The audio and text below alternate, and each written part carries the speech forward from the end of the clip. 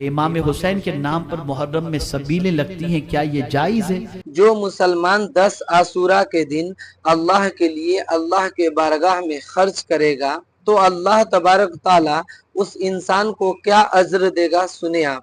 اور امام حسین کے نام پر جو لوگ کھچڑا بناتے ہیں، شربت بناتے ہیں، کیا یہ جائز ہے، سنیں۔ امام حسین کے نام پر محرم میں سبیلیں لگتی ہیں، کیا یہ جائز ہے؟ تو اعلیٰ حضرت عظیم البرکت امام عشق و محبت نے فرمایا اگر نیت پیاسے کو پانی پلانے کی ہے کہ اس کی پیاس بجھ جائے تو پھر حدیث سن لو۔ اعلیٰ حضرت فرماتے ہیں اگر نیت پیاسے کو پانی پلانا ہے اور اس کی پیاس بجھانا ہے تو حدیث سن لو۔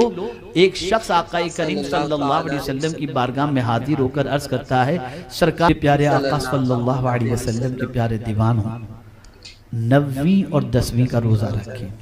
آقا کریم صلی اللہ علیہ وسلم یوم عاشور کا روزہ ہمیشہ رکھتے تھے، اور پھر سرکار صلی اللہ علیہ وسلم نے یہ بھی ارشاد فرمایا کہ آئندہ سال اگر اللہ نے زندگی دی تو میں 9ویں اور 10ویں کا دونوں روزہ رکھوں گا۔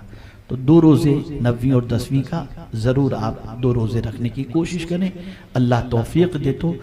اور یہ عاشورے کے روزے کی فضیلت یہ ہے کہ آقا کریم صلی اللہ علیہ وسلم ارشاد فرماتے ہیں مجھے اللہ کی ذات سے امید ہے کہ پچھلے اور اگلے سال کے گناہوں کو اللہ اس روزے کے ذریعے معاف فرما دے گا۔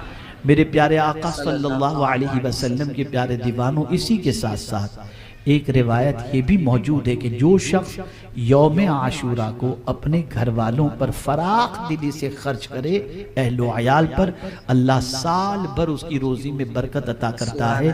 لیکن اس فرمان کے ساتھ، یہ تو فرمان مکمل ہوا، اب میں اپنی طرف سے مشورہ پیش کر رہا ہوں کہ اپنے اہل و عیال پر عاشورے کے دن خرچ کرنے پر اللہ جب برکتیں عطا کرے گا تو نبی کی آل پر خرچ کرو گے تو اللہ کتنی برکتیں عطا کرے گا۔ تو اس دن اہل بیت کو بھی نذرانے پیش کرو، ان کی خدمت کرو۔ میں یہ نہیں کہتا کہ اہل بیت میں جو مشائخ ہیں ان کی خدمت مت کرو، لیکن میں ایک بات ضرور عرض کروں گا، ان تک تو پہنچ جاتا ہے، لیکن بہت غریب سادات ایسے رہتے محلے کے اندر جن کی بہت ساری ضرورتیں ہیں، اس کی طرف توجہ نہیں ہوتی۔ ہم مشاہیر کی طرف تو چلے جاتے ہیں لیکن غیر معروف جو ہوتے ہیں ان کی خدمت نہیں کر پاتے۔ خاموشی کے ساتھ تلاش کر کے ان سادات کی خدمت کرو، ان کی دعائیں لو۔ میں یقین کے ساتھ کہتا ہوں کہ اپنی آل پر خرچ کرنے سے جب اللہ برکت عطا کرے گا تو نبی کی آل پر خرچ کرنے سے ضرور برکت عطا فرمائے گا۔ لیکن نبی کی آل پر زکوٰۃ خرچ مت کرنا جیسے اپنی ذات پر نہیں کرتے ہو، صاف ستھرا پیسہ دو تاکہ اللہ کے رسول صلی اللہ علیہ وسلم راضی ہو جائیں۔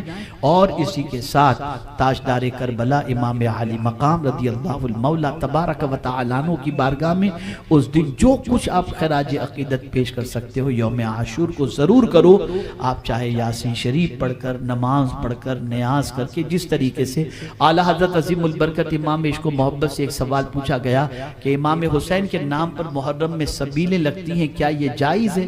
تو اعلیٰ حضرت عظیم البرکت امام عشق و محبت نے فرمایا اگر نیت پیاسے کو پانی پلانے کی ہے کہ اس کی پیاس بجھ جائے تو پھر حدیث سن لو۔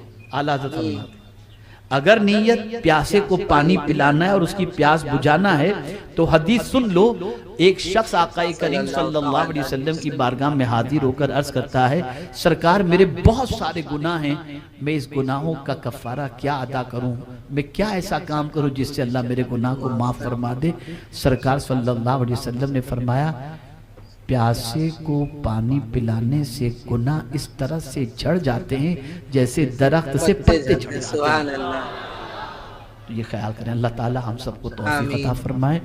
آپ کو اللہ نے دیا ہو مسجد میں کولر کی ضرورت ہے لگا دیجئے، کسی کی پائپ لائن کی ضرورت ہے لگا دیجئے، کہیں مٹکے کی ضرورت ہے لگا دیجئے، یہ سب کیجئے، یہ سب کام کرنے کے ہیں۔